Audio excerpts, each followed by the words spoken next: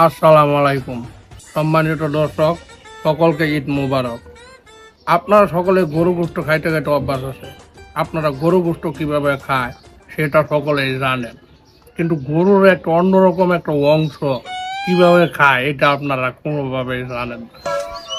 আমি এই কথা চিন্তা করে আপনার জন্য নিয়ে এসেছি নতুন একটি রেসিপি। এই রেসিপি হলো গরুর বিচি ভর্তার রেসিপি। আপনারা সকলেই উপভোগ করবেন। আমার সাথে আছে আমার বিশ্বস্ত পালোয়ান এবং আমার সাথে আরেকজন আছে বাংলাদেশের একমাত্র ফুড ব্লগার ফুড ভাইয়া।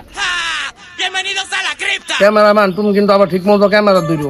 ক্যামেরা যদি ফাংশন উল্টা পাল্টা করে ভিডিও নষ্ট করো তাহলে কিন্তু বেজাল আছে। এর আগেও কিন্তু তুমি বিসি নষ্ট করছো। কখন যদি বিসি নষ্ট হয় তাহলে কিন্তু তোমার বিসি কাটিয়া আমি কিন্তু রেসিপি বানাবো, মনে রেখো।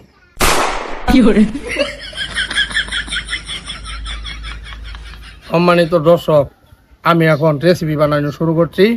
প্রথমে মরিচ নেব।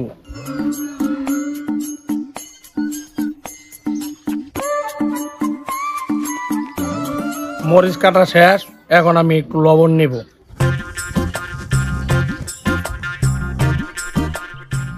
লবণ নেওয়া শেষ, এখন আমাদের সেই কাঙ্ক্ষিত বিচি ভালো করে কেটে নিব।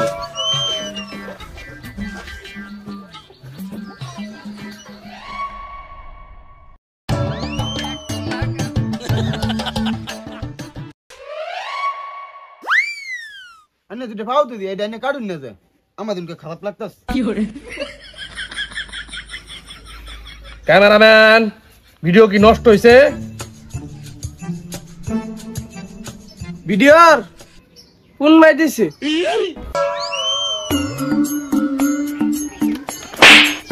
তুই যে আমার এনু ভিডিওটা নষ্ট করলি, আমি এনু ফেস দিতেছি, তোর এনু ফেস দিছি, তুই ভিডিওটা কোন কারণে নষ্ট করলি? না গো, আমি ভিডিও নষ্ট করলাম না। আপনি জনকে ফেসাইতেছুন, মনে করতেছে আমাদেরকে ফেসাইতেছুন। ওগো জিজ্ঞেস করে দেবুন, ওগো লগে যদি বেশি থাকে তাহলে ওগো খারাপ লাগতেছে। ক্যামেরাম্যান, তোমার কি কোনো রকম লাগতেছে? আমার বিরাট খারাপ লাগতেছে। তোমার কোনো রকম লাগতেছে? আমার দুই ঠ্যাঙ্গার সিবাত ভিড়ভিড়াইতেছে। আমি ওর সাথে একমত। সম্মানিত দর্শক, যেহেতু একটা দুর্ঘটনা ঘটার সম্ভাবনা আছে, আমি রেসিপি বাদ দিয়া ভর্তা বানাবো। আপনারা সবাই দেখেন কিভাবে বিচি ভর্তা করা যায়। আমার এখানে মরিচ আর লবণ দেওয়া শেষ, আমি এখন বিচিটা নিলাম। দর্শক, এখন আমাদের বিচি ভর্তা শুরু।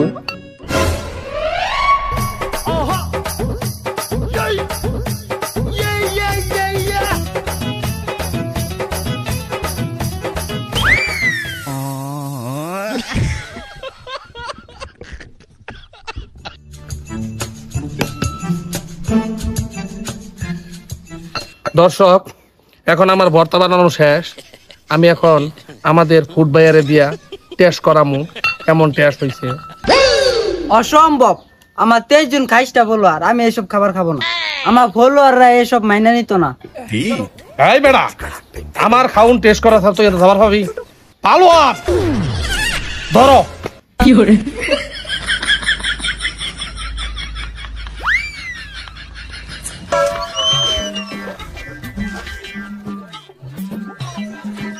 কি করে?